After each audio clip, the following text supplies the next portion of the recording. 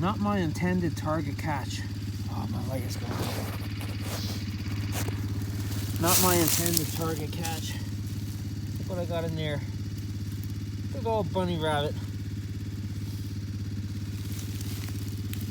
Not my intended target.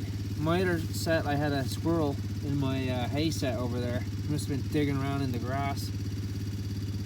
So I let him go. Then I'm gonna let the bunny rabbit go.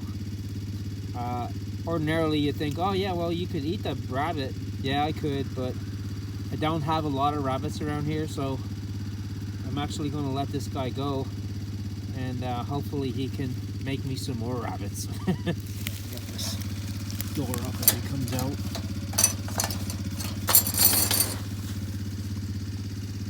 Come on. Come on out of there. He's like, there's no way. I'm not coming out.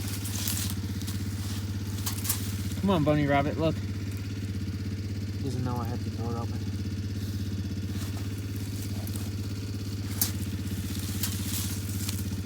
Come on.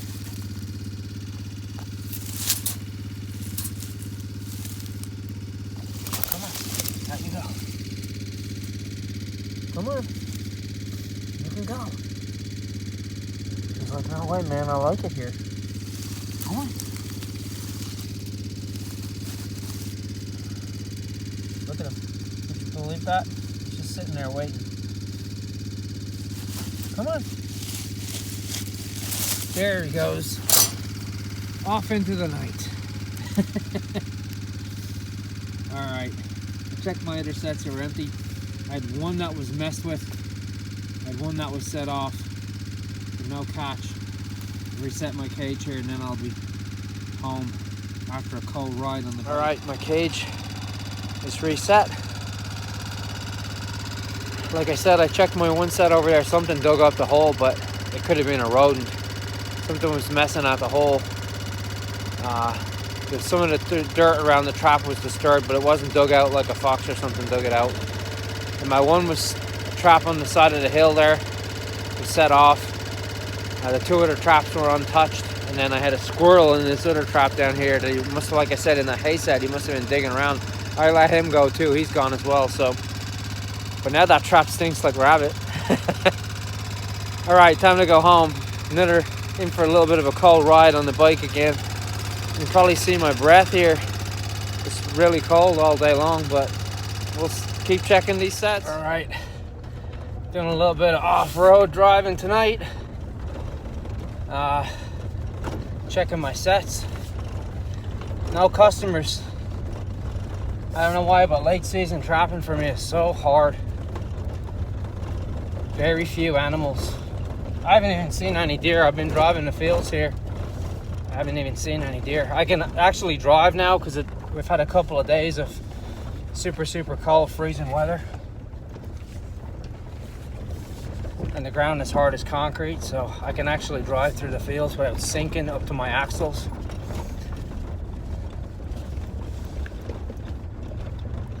Which is nice. I have been using the ATV, but it's been like 15 degrees. It makes for a cold ride. Tonight I took my truck up, but man, I have no hits. I caught that rabbit, I caught that squirrel. I checked the camera. I checked my one trail camera. Oh yeah, bumpy. I checked my one trail camera, and in a week's time, I had a photograph of a red fox that passed that spot twice. And I do have a set down there. I have a compass set down there. He passed it 2 times, but as of yet, I've had no traffic. It's been 2 weeks since I got a photograph of a coyote. So I have not seen a coyote since then. He passed that one set location 2 weeks ago, and that was just the last time I seen him. All right, I gotta go close the gate. All right, we'll be back at it some more.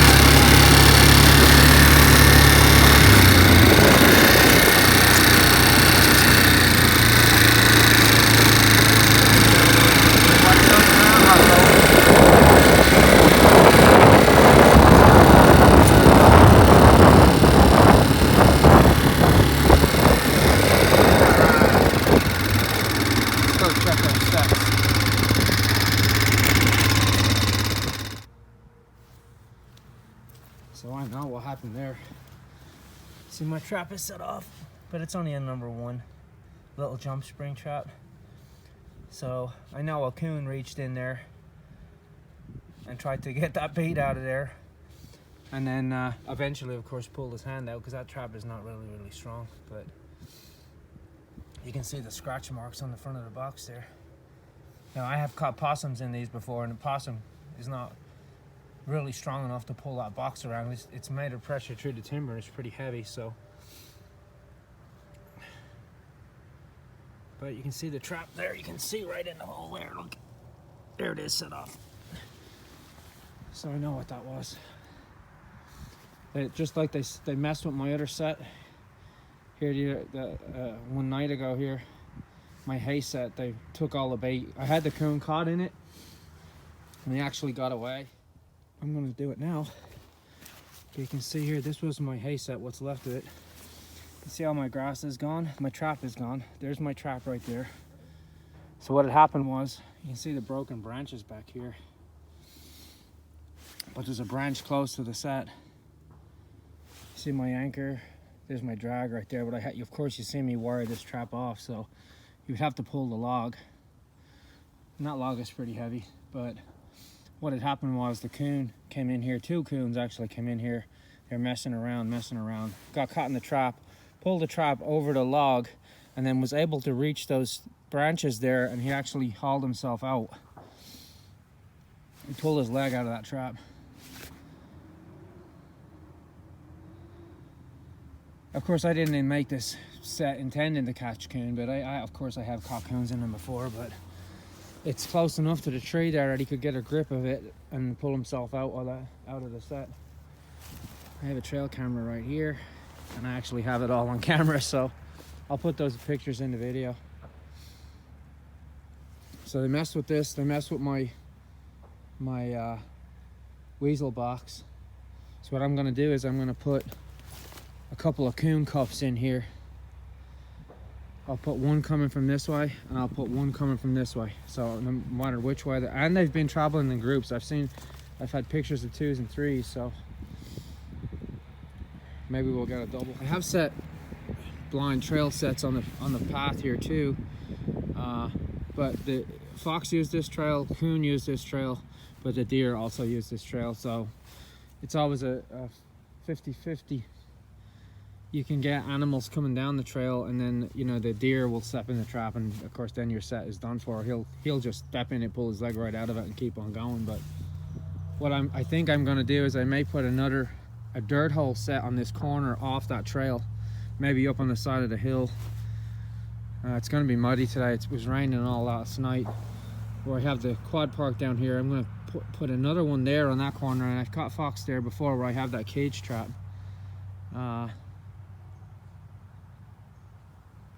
We're going to do that, and then guard this hay set. I'm going to rebait this hay set, and then I'm going to guard it with a couple of coon cuffs. See what we can do. All right, here's our weasel box. Oh yeah.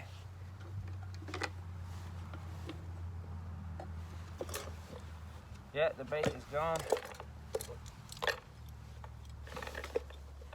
Let's reset the trap. See, it's actually an old Victor jump spring, like a muskrat trap. Of course, this box is only intended for, like I said, for catching a weasel, which is a very small animal. Not intended for coons.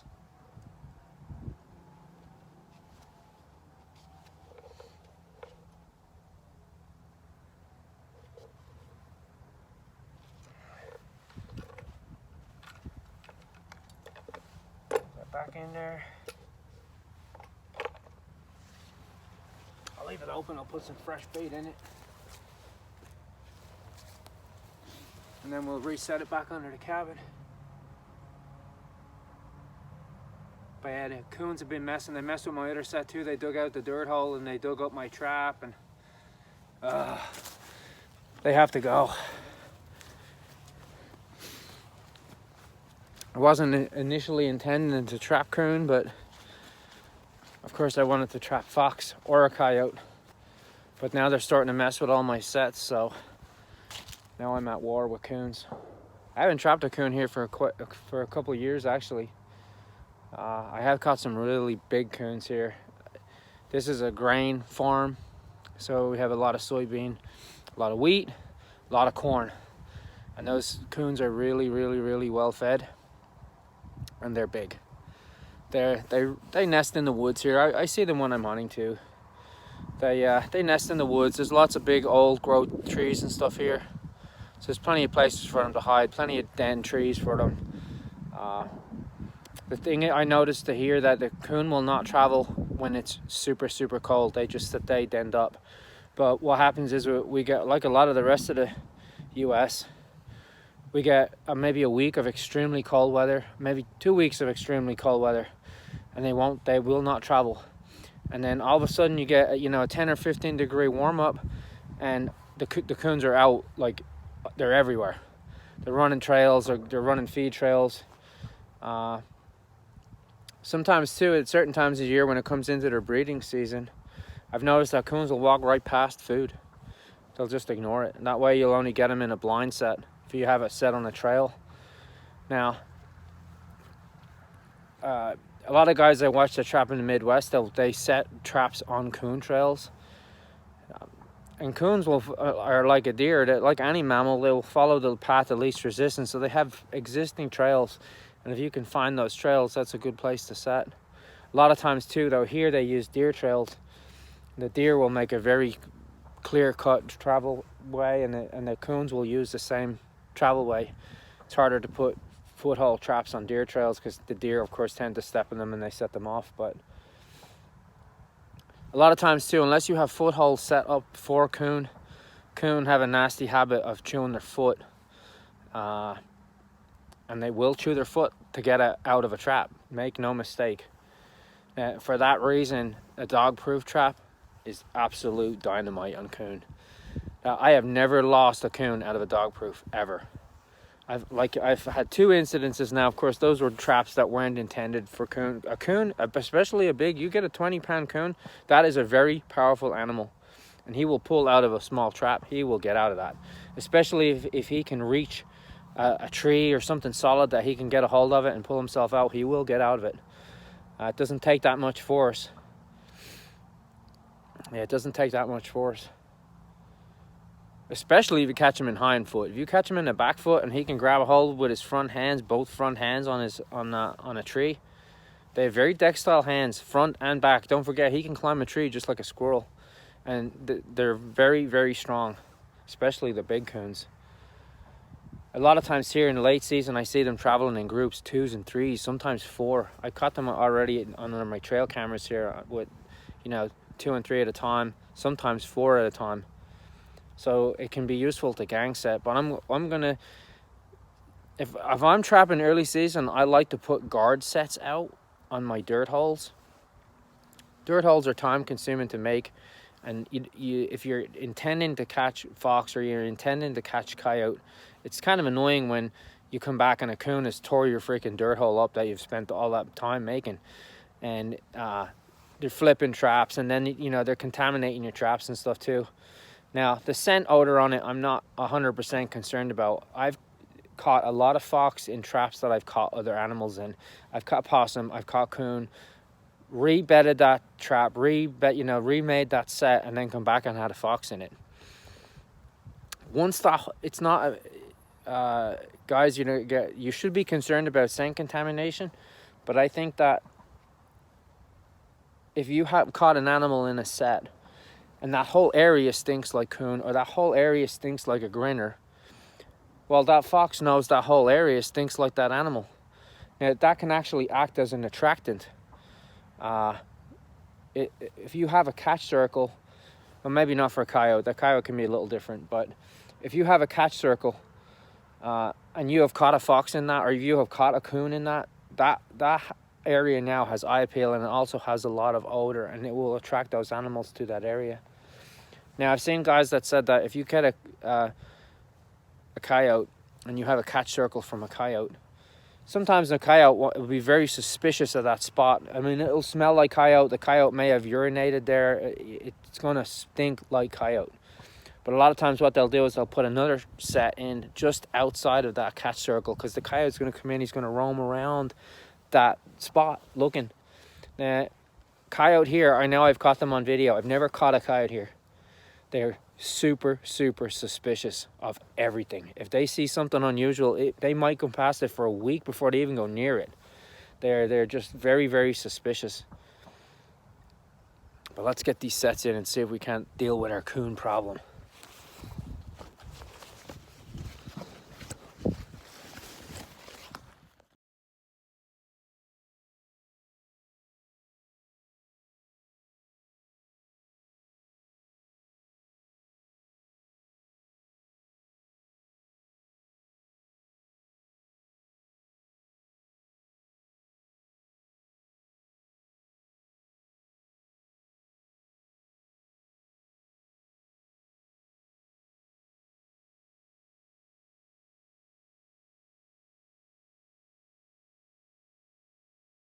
Okay, a little bit of a tip on dog-proof traps here. Some people don't realize that there's actually two types of dog-proof. You have this. Now this is a double trigger dog-proof. So it will go off if the coon pushes the trigger or if he pulls the trigger. So it's two-way. Now for this trap, you do not want to fill it with bait all the way to the top. Because what happens is the coon is going to push his hand in here. You want him to push his leg in here, and you want it in there as deep as possible. Because now when his foot is down here, half of his leg is stuck in that trap, and there's no way he's getting it out. And then with the tube here, he can't chew at his foot. So with traps like this, this is a bridger. With traps like this that's got a two-way trigger, see, it will open if I push it or if I pull it. So I'll only like maybe half fill that with bait, and that's it. Now this trap, which I believe is an Oneida, this is another coon cuff on it trap, but this will only go off if you look at the trigger is on the bottom here. This will only go off when he pulls it. So he has to put his foot in to scoop the food out, and what happens is when he grabs that lever and then he pulls up on the lever, that's what's going to set the trap off. So this ensures that his foot is all the way at the bottom of that trap, and then it will go off. But this you can fill right to the top, because then he's going to eat a little bit and he's like, oh, this is great, this is a free meal. So he's going to eat, and then he's going to be greedy and want to get it all out, and then when he gets his foot down to the bottom of it and he goes to scoop it out, you've got him. And like again, these are pretty strong. The springs on these are strong, and he's not going to get out of that. So on this one I have on a wolf fang anchor. This one I'm going to put a disposable cable with another earth anchor on it. Now these earth anchors here, they're not as strong as the fang ones. I'll show you the difference with that.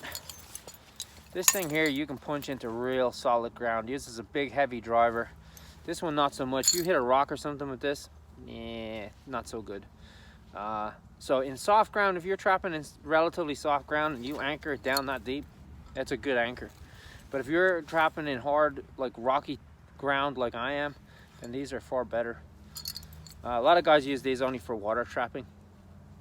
And then if they're trapping in farmland and stuff, they'll use these. But I try to use the fang anchors, the wolf fang anchors. Now I have a tool that I made that I can pull these out of the ground with. It's like a big lever. It's a T with a winch hook I welded onto it.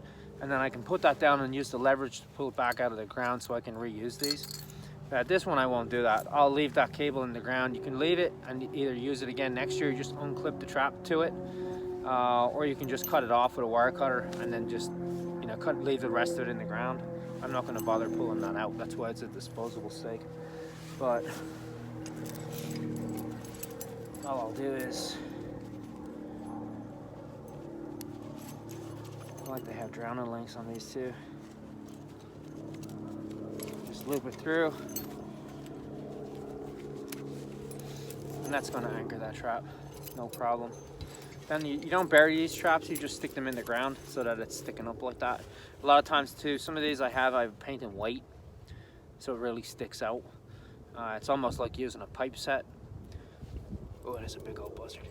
It's almost like using a pipe set. Sometimes I'll just paint the very top of it white.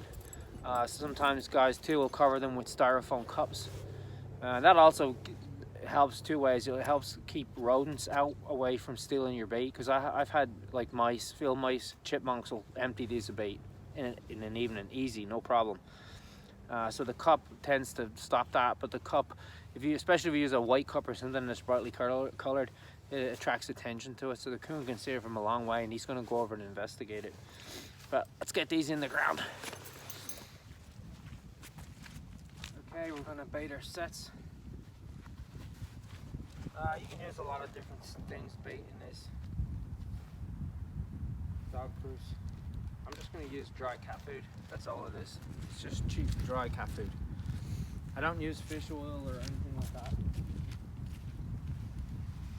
I will use a little bit of lure on top of it just to get it pique his interest. This one I'm only going to fill a little bit.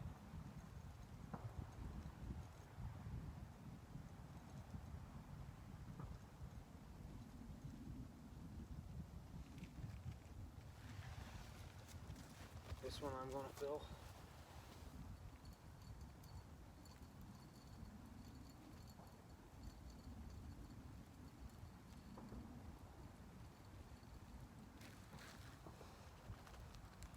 Few around it. Same with this one. Few around it.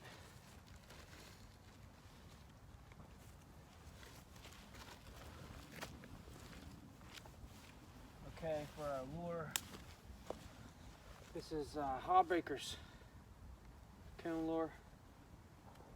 I'm just going to put a tiny dot on the top of the shaft just for scent.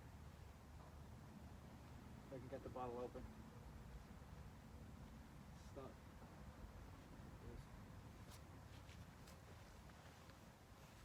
Usually coon lure has like anise in it.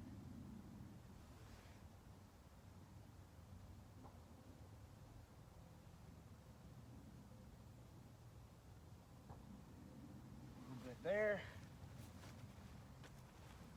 Smells like anise or licorice.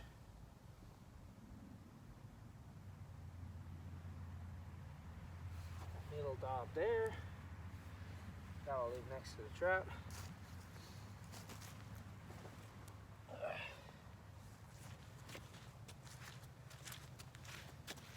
There you go. Hawbreakers. Very old trapping lure company. Lots of guys have their own preferred lures and scents. Some work better than others, of course. My advice with lures and scents is stick with companies that are proven, and then you know, try a couple of different ones and find one that you like and stick with that. Once you find one that works, sometimes I will change it up so they're not smelling the same thing all the time. I might switch from a Hawbreakers to a Cave-Ins. I won't maybe not make all my sets the same. I'll switch around with bait or switch around with lures so that they're not all the same. But yeah, so bait is like a personal choice, personal preference. Use what you like. Use what you know works best for you. We have one coon cuffer right here, dog proof.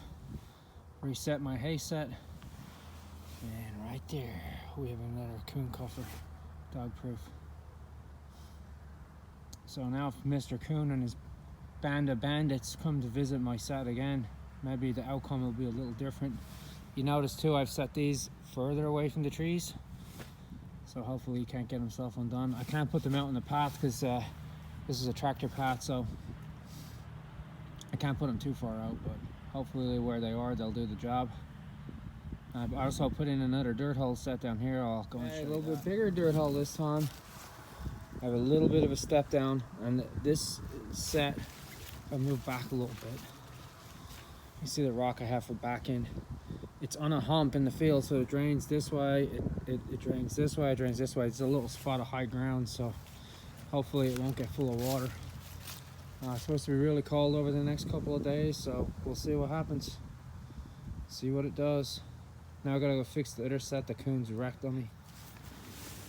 Coon wreckage. See there where they dug the hole from the side. Trap was uncovered just a little bit, just a corner of it. Didn't set it off, of course. You can see there they dug that hole out from the side. Irritating. But I'm gonna do my best to reset it and remake it here. Well, unfortunately, today is the last day of the deer season for my area in Pennsylvania. I'm in 4C, so today is the last day. I had a pretty good season.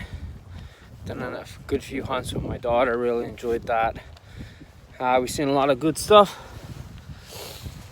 I had a chance at a really good buck and he walked away from it. We missed a few deer. We got one deer with muzzleloader. You know, that's how it goes. Sometimes I've already, you know, some years filled my tags in the first couple of weeks. Sometimes you fill one tag in the entire season. Sometimes you don't fill any tags. But I would like to thank everybody for following along and watching the deer hunting videos.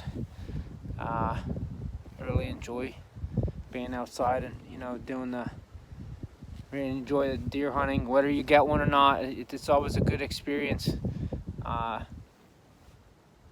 We're gonna trap in for a little bit. I think February 21st, somewhere around there, for land trapping. And then it's back to fishing. Hopefully we have a more productive year than we did last year. COVID caused a lot of problems, of course, last year, so hopefully we'll get out back, do some fishing. I'm really looking forward to that. But I'd like to thank everybody for following along and watching, and I hope you got some use out of the videos and learned something that might help you in the future. All right, we'll see you on the next one. We'll be back to check these traps and see what's going on.